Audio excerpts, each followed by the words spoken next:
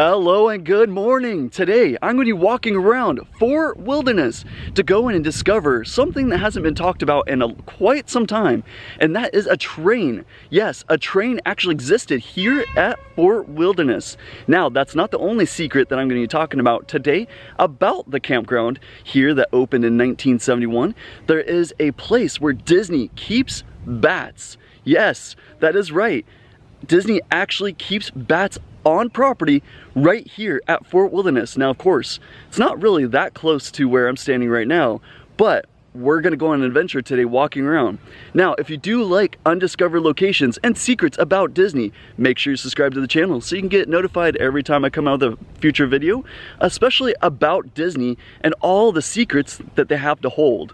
Now, I've heard that you can find the tracks right here at Cinnamon Fern Way, the 700 loop.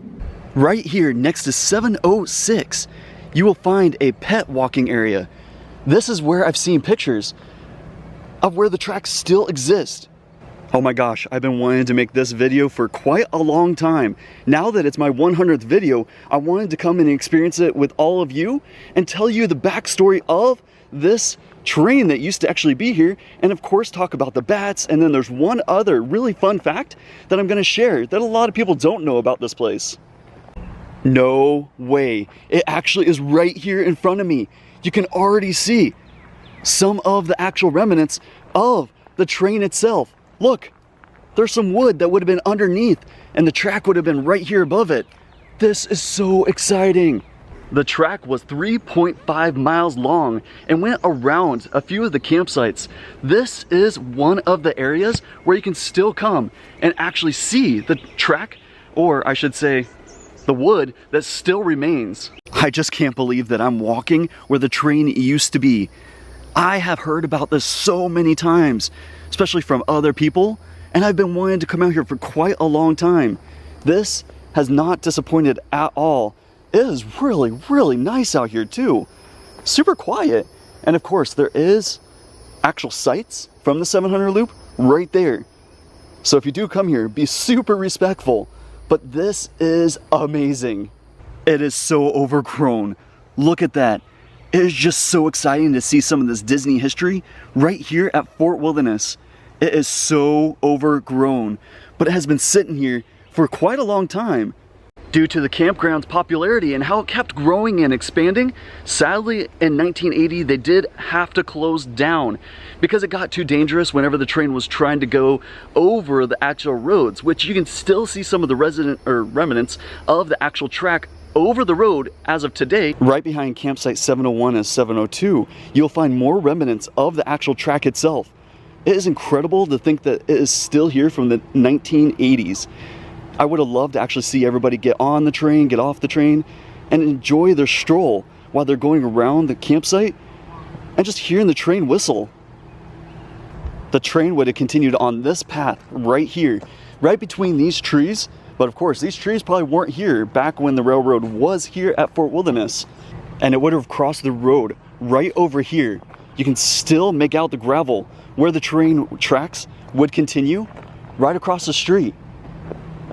As I was walking the train tracks, someone started a fire. It reminds me of camping back in the day with my family.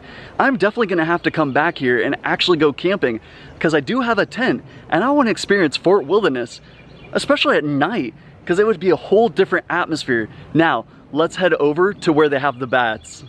Now, a little teaser about the fun fact that I'm going to be talking about a little later. This cabin that's really close to Pioneer Hall and the gift shop, right where you can get the boats to go over to Magic Kingdom. This isn't what I'm going to be talking about, but it has to do with cabins.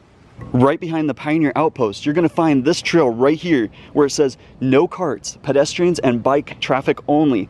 This is the trail we're going to take to get to the bats and the cabin that I was just teasing about just a few moments ago. But I wanted to show this really cool little swamp right here next to this trail. I love coming out here and just walking around Fort Wilderness because it's so peaceful and really quiet out here. And everybody seems so friendly. I've passed a few people and they've just said howdy.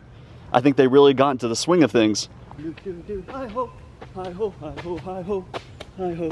It's off to bats we go. Another really easy way to find where the bats are. The beach is right there. So where the beach ends, continue on the path. Now that's the ferry that would take you over to Magic Kingdom. Now a lot of people ask, how does Disney control the bug population? Now that's easy to answer because I'm about to show you what they do to actually take care of those insects, mosquitoes, and all the other bugs that you don't want when you're at Magic Kingdom walking around the parks or even Epcot. But there it is. Oh, look it. There is the bat home. I can't get any closer than this because the fence is right here, but that is where Disney houses a lot of their bats to take care of their pest problem, or the mosquito problem, I should say. I would love to come here at night and actually see the bats flying out of their home. When I was walking over here, I could barely hear one squeaking. As I promised, here is that extra fun fact. If you were continuing on this little journey right past the bat house next to the water, there used to be a bridge that would take you across the water, and there it is. Oh my gosh, that is a little creepy. It definitely looks like it's seen better days. Looks like it's decaying across the little river or stream here, depending on how you want to call it. It kind of looks like something out of a horror film, or even Goosebumps, R.L. Stine, any of those, and even Cabin in the Woods. Gives you a little haunting feeling. Now there sadly isn't any way to get over there or even get a closer look. The only way is to go over that fence, which I highly don't recommend because Disney patrols this area constantly. So do not go over there and trespass. But I wonder what that used to be, like if it was part of a exhibit or a place where cast members used to tell you about the wilderness, because it used to be part of a trail that you used to be able to walk around and see. Now, sadly, I did not hear any bats coming from that bat home right there behind me. But if you do want me to come back at night and actually experience the bats flying around and hear some of their sounds, leave a comment down below letting me know that you do want me to come back at night. Now, that's going to do it for today's adventure. Thank you so much for coming along with me, walking around, seeing where the train used to be, the bats that are still here, and even that cabin in the woods. Now, if you did like this video, make sure you hit that like button, notification button, and subscribe. Now, see you in the next video. Have a great day, week, and year.